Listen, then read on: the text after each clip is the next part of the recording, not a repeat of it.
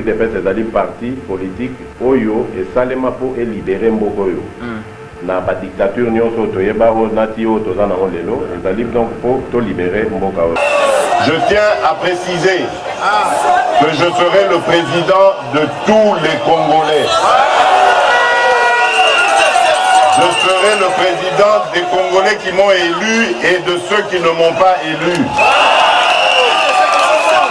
Je ne serai pas le président d'une organisation politique qui est le CACH. Je ne serai pas le président d'un parti politique, l'UDPS. Je ne serai pas le candidat d'une tribu, la tribu des Louba. Je serai le candidat des Congolaises et des Congolais.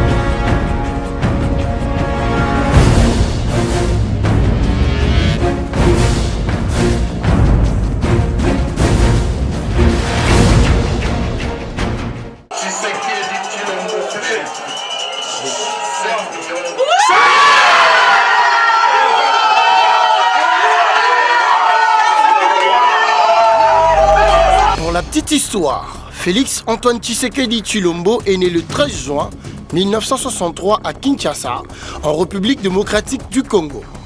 Il est issu de la famille de l'opposant historique et le premier Congolais docteur en droit, Étienne Tshisekedi Wamulumba, et Madame Marthe Kassalou Jubikilai. Né d'une famille de 6 enfants, dont il est le 3e. Le premier n'est autre que Jean-Claude Tshisekedi, suivi de Roger Tshisekedi, ensuite Félix Antoine Tshisekedi Tshilombo, et vient Christian, Jacques et enfin le cadet Tchichi. Il est marié à Madame Denise Nyakeru et père de 5 enfants, Fanny, Anthony et 3 autres filles. Qui est Félix Antoine Tshisekedi Tshilombo? Il est d'abord et surtout un militant de base, comme il aime bien se définir. Il fut aussi le président fédéral de l'Union pour la démocratie et le progrès social UDPS à Bruxelles, dont il a dirigé de milliers de personnes. Il a fait ses premières armes à l'UDPS en qualité de secrétaire général adjoint en charge des affaires étrangères. Il fut aussi le chef de la délégation de l'opposition au dialogue de la SENCO en remplacement de M. Valentin Moubaké. Il fut le président du Rassemblement et finit par devenir le président de l'UDPS. Il fut aussi le chef de la délégation de l'opposition à Genève. Et pour votre gouverne, c'est lui qui donna le nom de la Mouka aux plateformes électorales et aujourd'hui politiques. Je suis Félix Antoine Tshisekedi Tshilombo, président de la République démocratique du Congo. Je suis le président de tous les Congolais, de ceux qui m'ont voté et de ceux qui ne m'ont pas voté. Je suis là où je suis par la volonté des dieux. Une chose menant à une autre, je suis à la tête de l'Union africaine. Je n'ai jamais cherché à faire la politique, mais plus qu'un choix, la politique s'est imposée à moi. Toute mon enfance durant, j'ai baigné dans la politique. Pour dire que j'ai été formaté dans cette moule. Et comme disait Paul Edvard, il n'y a pas d'hasard dans la vie, il n'y a que de rendez-vous. Oui, je suis à la rencontre de mon destin. Je me définis comme un homme humble, enthousiaste, persévérant, qui a le sens du partage, l'amour du prochain et la disponibilité envers les autres. Un homme généreux et plein d'amour, un homme d'honneur et de conviction, un homme qui reconnaît la valeur des autres et ne regarde pas à la différence.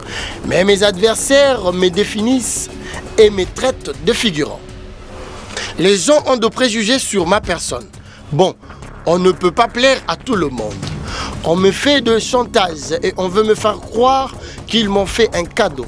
Mais laissez-moi vous dire que la présidence de la République ne se donne pas sur un plateau d'or. Mes détracteurs m'ont attribué des clichés qui ne correspondent pas à ma personne. Ils ont disséminé des mensonges partout à travers les réseaux sociaux. J'ai été victime de ces mensonges.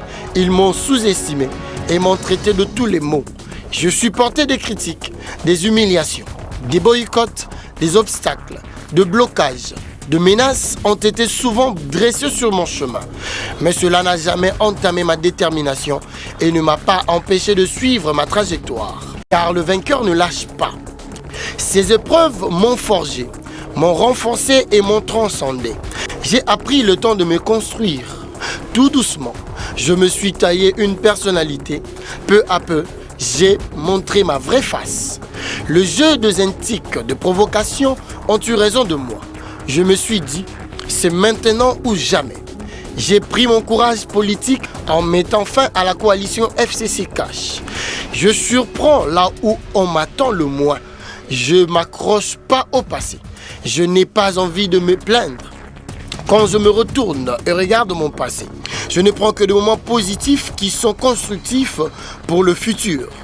Je ne suis pas là pour venger, encore moins pour combattre les individus. Mais je suis venu pour déboulonner un système qui a mis à genoux le pays, un système qui a longtemps rongé et duré. Il est temps de tourner la page sur la politique du passé. L'heure du changement a sonné. Il faut que les choses changent et nous changerons les choses ensemble. Le voyage sera difficile, certes, et la route sera longue. Je ne ménagerai aucun effort et ne reculerai devant aucun sacrifice. J'affronterai le défi avec une profonde humilité, conscient de mes limites. J'invite tous mes concitoyens à s'insérer dans une nouvelle vision qui n'est autre que l'union sacrée de la nation. L'union sacrée de la nation est ouverte à tous. L'union sacrée de la nation n'est pas un regroupement politique ou une plateforme du partage. D'où celle-ci n'a pas besoin d'adhésion alimentaire et opportuniste qui gangrène la classe politique congolaise, encore moins les caméléons politiques qui changent de famille politique à la longueur de journée. L'union sacrée de la nation se veut un creuset qui regroupe toute tendance politique qui met l'intérêt supérieur de la nation au centre de ses préoccupations. À dire vrai, l'union sacrée de la nation n'a pas besoin de gens qui font la politique pour eux-mêmes, leurs familles et leurs amis. Je voudrais rappeler à la conscience individuelle et collective que ce qui nous arrive en République démocratique du Congo n'est pas une fatalité. Un autre chemin est possible, mais il faudra le construire ensemble, en tenant compte du fait que le développement du Congo n'est pas l'œuvre d'une seule personne, mais plutôt cela requiert la participation de tous et d'un chacun. Aujourd'hui, on parle de liberté, de démocratie, de tolérance, mais pour moi, toutes ces valeurs sont malades. Il y a trop d'arrogance, même dans la liberté d'expression. On oublie que la parole assassine plus que le glaive du monde. Nos valeurs sont gangrénées comme un corps rongé par le cancer.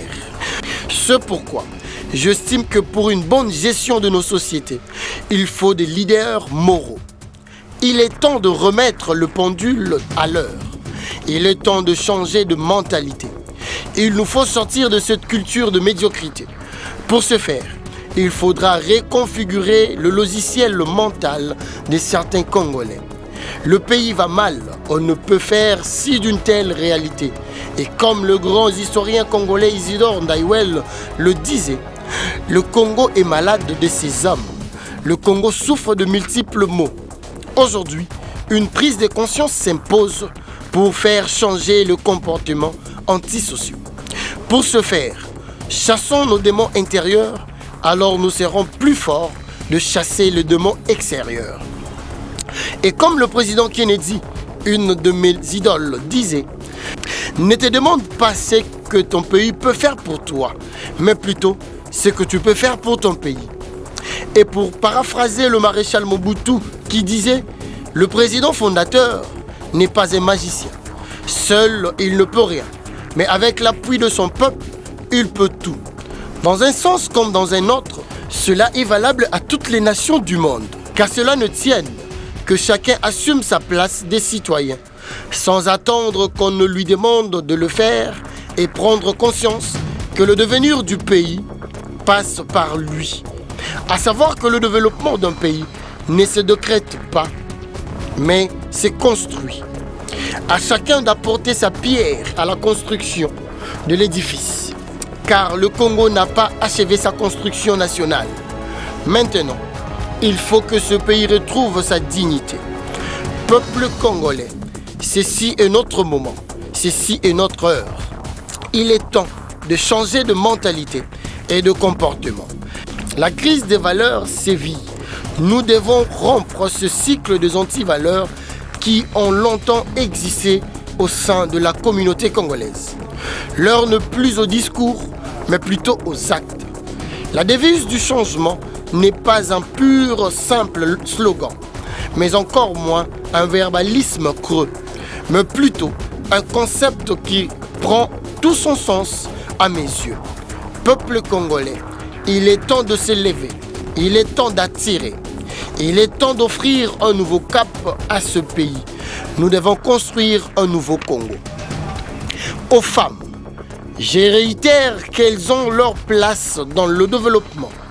Je crois très sincèrement, car l'avenir du Congo ne peut se construire sans la participation effective de sa moitié.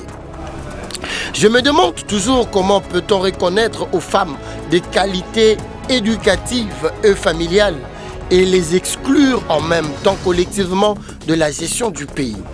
En fait, le développement de la République démocratique du Congo ne se fera pas sans elle.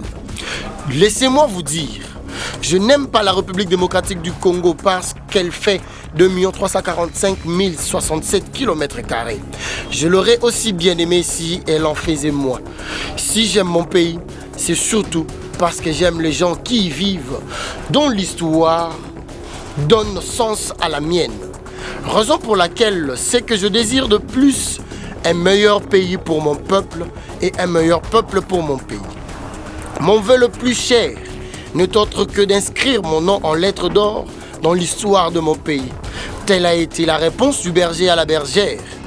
Pour ceux qui pensent que Félix-Antoine Tshisekedi Tshilombo n'a pas une histoire, ceux qui ont de préjugés, voilà la réponse à vos critiques. Il a dit, il le fait. Attendons voir la suite. Nous tenons à rendre hommage à tous nos héros, tous nos martyrs, à nos compatriotes qui sont tombés sur le champ d'honneur pour la cause de la démocratie et de l'alternance.